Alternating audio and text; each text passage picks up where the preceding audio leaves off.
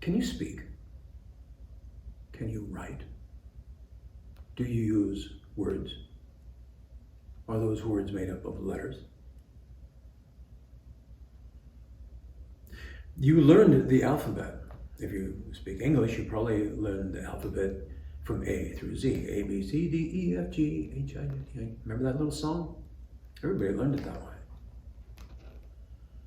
However, when you speak or when you write, you don't always use those letters in that order, do you? You use them all kinds of different ways.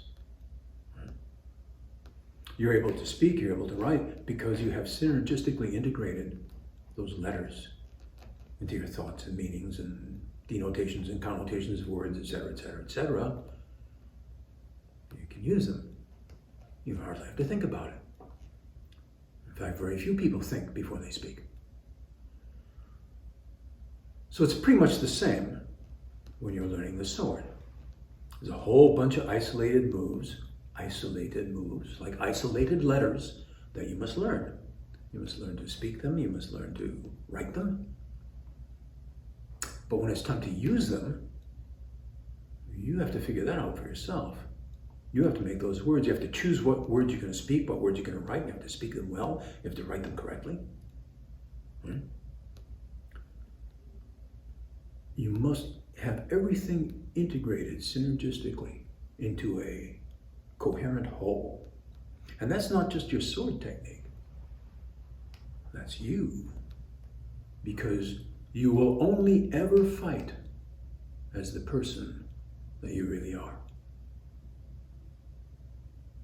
Scary thought. That's how I, or any fencing master, can watch you fence for 5 minutes and know everything about your character. Yeah. Scary. People don't like to be known, but you reveal yourself.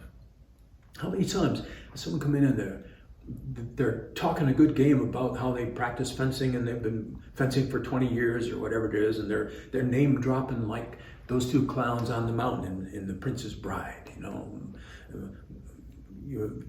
Vinciano this and Morozzo that and Capoferro something else.